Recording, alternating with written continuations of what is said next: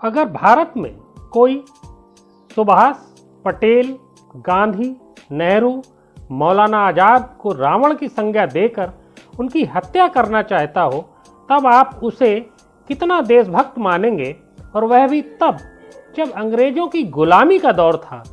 आज इस पर भी चर्चा करेंगे इस वीडियो में। सबसे पहले बात कर लेते हैं कांग्रेस के पूर्व अध्यक्ष राहुल गांधी की, जिनको रावण के रूप में भाजपा ने अपने आधिकारिक ट्विटर हैंडल से प्रसारित करा। क्या लिखा है देखते हैं इस ट्वीट में। The new age Ravan is here, he is evil, anti dharma, anti Ram, his aim is to destroy Bharat. मतलब तो आप लोग समझ ही गए होंगे, फिर भी एक बार स्पष्ट कर देता हूँ। नए दौर का रावण यहाँ पर है। वह बुरा है, अधार्मिक है या धर्म विरुद्ध है और राम का विरोधी है। इसका उद्देश्य भारत नष्ट करना है। आखिर भारतीय जनता पार्टी को इस प्रकार का ट्वीट क्यों करना पड़ा, बात करेंगे इस वीडियो में। नमस्कार, मैं हूं अमित कुमार और आप देखना शुरू कर चुके हैं खोज खबर। अगर आप हमारे चैनल पर पहली बार आए हैं तो चैनल को लाइक करें, सब्सक्राइब करें और घंटी जैसी आकृति को जरूर क्लिक करें, जिससे हमारे वीडियो सबसे पहले प्राप्त हो सकें। आपका ये छोटा सा सहयोग हमारी ताकत है। अब आते हैं असली मुद्दे पर। भाजपा जैसी विश्व के सबसे बड़े संगठन और पार्टी को अपने मुख्य विपक्षी दल के पूर्व अध्यक्ष को रावण की तरह क्यों पेश करना पड़ रहा है? क्या भाजपा ने राहुल को रावण की तरह एक विद्वान ब्राह्मण मान लिया है, जैसा कि राहुल भी स्वयं को ब्राह्मण बताते नजर आते हैं और भाजपा लगातार उनकी वंशावली में उनके बाबा और मां का नाम लेकर हमलावर बनी रहती है? और तो और अब उस पप्पू वाली इमेज का क्या होगा, जिसे भाजपा ने न जाने कितना पैसा खर्च कर बनाया था। कोई भी धार्मिक जानकार तो इस तथ्य को स्वीकार कर ही नहीं सकता कि ब्राह्मण रावण विद्वान नहीं था, और अगर राहुल आज के ब्राह्मण रावण हैं तो ये गुण भी उनके अंदर जरूर आया होगा। दूसरा बिंदु, रावण धर्म विरुद्ध था, ऐसा तो कहीं भी पढ़ने लिखने में नहीं आता। अगर वह धर्म विरुद्ध होता तो शिव तांडव स्रोत जैसी रचना कैसे रचता, शिव उपासना कर तमाम शक्तियों को कैसे अर्जित करता? तो भाजपा का ये कहना कि रावण धर्म विरुद्ध था, ये ज़्यादातर लोगों के गले नहीं उतरेगा। पूरी रामायण में राम के विरुद्ध रावण था ऐसा कहीं भी नहीं लिखा है। यदि लिखा है तो कमेंट कर जरूर बताइएगा। रामायण में एक प्रसंग तो ऐसा भी आता है जब रावण ने स्वयं जाकर राम के लिए शिवलिंग की स्थापना कर पूजा अर्चना की थी। तो अधार्मिक होने की बात तो सरासर गलत साबित हो ही रही है। हमें और आपको ये समझना होगा, आखिर भाजपा इस पोस्ट से क्या साबित कर, क्या कहने और करने की मंशा रखती है। भाजपा की जड़ जब हिंदू महासभा समय में जिन लोगों को जड़ से खत्म करने की इच्छा रखी, या जिन लोगों से उन्हें बहुत डर लगता था, उनको रावण के रूप में प्रदर्शित करा था। इसका उदाहरण भी पूर्व में मिलता है। समझने की कोशिश करिए, जब हमारे देश का प्रत्येक नागरिक पूरी ताकत और हैसियत से देश को गुलाम बनाने वाले अंग्रेजों के विरुद्ध आज़ादी की लड़ाई लड़ रहा था, उस दौर सन 1945 में भी नारायण आप्टे द्वारा प्रकाशित और गोडसे द्वारा संपादित पत्रिका अग्रणी में उस समय के महान देशभक्त और देश के लिए सब कुछ कुर्बान कर देने वाले देश के लिए अंग्रेजों से बार बार लिखित माफ़ी मांगकर आजीवन अंग्रेजी राज्य के हित में कार्य करने की कसम खाने वाले महान वीर सावरकर और भाजपा के आज भी प्रातः स्मरणीय आराध्य श्यामा प्रसाद मुखर्जी को राम और लक्ष्मण की भूमिका में दिखाते हुए एक रावण का कार्टून प्रकाशित किया गया था। अब आप ये तो समझ ही गए होंगे कि चित्र में प्रकाशित हमारे दोनों राम और लक्ष्मण के सामने रावण के रूप में पूरी अंग्रेज सरकार, महारानी और बंटवारा चाहने वाले जिन्ना ही होंगे, जिससे वे बुराई का नाश कर देश को आज़ाद करा सकेंगे। बस आपसे यही गलती हो गई। व्हाट्सएप वाले इस सिलेबस ने आपको इस छोटे से प्रश्न में फेल कर दिया। इन दोनों प्रकाशित महावीरों के लिए तब कोई भी अंग्रेज सरकार या इंग्लैंड की महारानी या जिन्ना रावण नहीं थे। आप सुधार कर लीजिए अपने ज्ञान में और शुद्ध इतिहास की जानकारी में।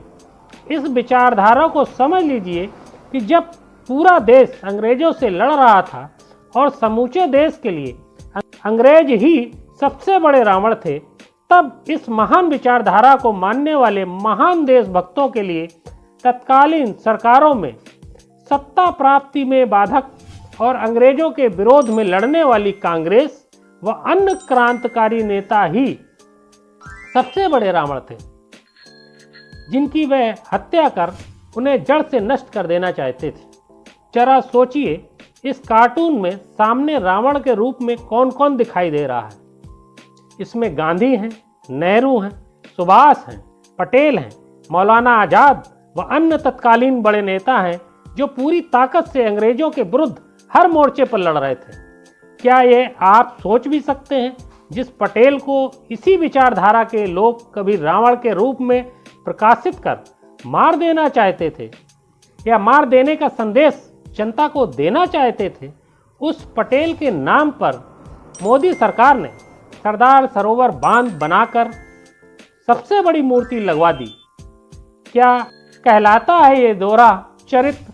इसके अन्य कई उदाहरण भी मौजूद हैं, जैसे सुभाष चंद्र बोस, जिनकी देशभक्ति पर कोई सपने में भी प्रश्न नहीं उठा सकता। आखिर उन्हें रावण घोषित कर क्यों मार देना चाहती थी ये विचारधारा?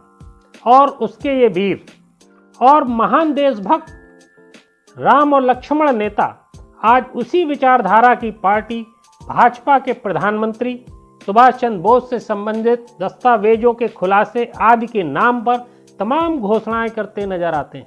अगर सुभाष को उनकी विचारधारा के हिसाब से उस समय मार दिया जाना चाहिए था, तो आज ये नाटक क्यों हो रहा है?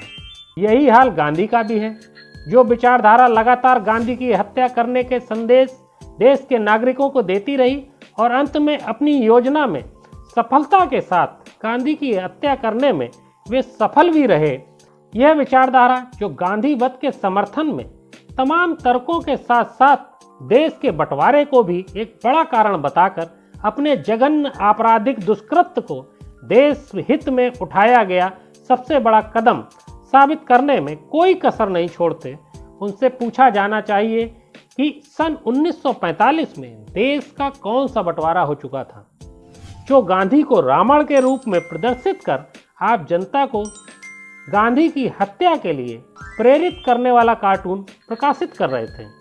मैं गांधी के देश से आया हूं, यह कहकर विदेशों में गर्व से अपना सीना चौड़ा करते दिखाई देने वाले हमारे प्रधानमंत्री ने अभी G20 सम्मेलन में आए सभी विदेशी मेहमानों को कार्टून में प्रकाशित उसी रावण गांधी की समाधि पर ही ले जाकर अपने आप को सम्मानित महसूस करा।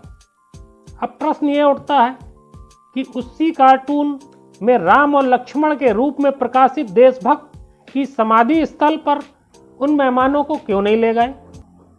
और तो और इस ही विचारधारा के सबसे बड़े देशभक्त, जिसने इस गांधी रूपी रावण की हत्या कर इस देशभक्त विचारधारा को संजीवनी भी दी थी, कि समाधि तो दूर किसी बड़े मंच तक से उसका नाम भी लेने की हिम्मत नहीं जुटा पाती है यह सरकार और भाजपा।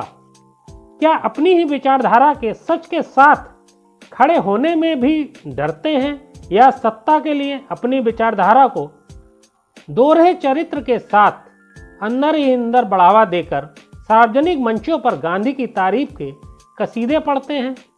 अब तक आप समझ ही गए होंगे कि मैंने दो रावणों की तुलना आज क्यों की। क्या आपको ऐसा नहीं लगता कि जैसे गांधी को सन 1945 में रावण दर्शाकर योजना के साथ गांधी वध को अंजाम दिया गया, क्या राहुल के साथ भी वैसी ही कुछ परिस्थितियों का निर्माण की तैयारी है? क्या एक गांधी वध के बाद इस देश को दूसरे गांधी वध के लिए तैयार रहना होगा? वैसे तो इस देश ने तमाम बार गांधी वध देखा है, फिर चाहे वो इंदिरा गांधी हो या राजीव। आखिर क्या कारण हो सकता है राहुल को भारत की जनता में रावण साबित करने का? फैसला आपको करना है कि कौन देशभक्त है, अंग्रेजों से लड़ने वाले या अंग्रेजों से लड़ने वालों की हत्या की साजिश करने एवं अंग्रेजों से माफ़ी मांगकर सदैव अंग्रेजी सरकार की सेवा करने की कसम खाने वाले। आज सिर्फ इतना ही। अगर वीडियो अच्छा लगा हो तो लाइक करें, शेयर करें और चैनल को सब्सक्राइब करें और अपना सहयोग प्रदान करते रहें। नमस्कार।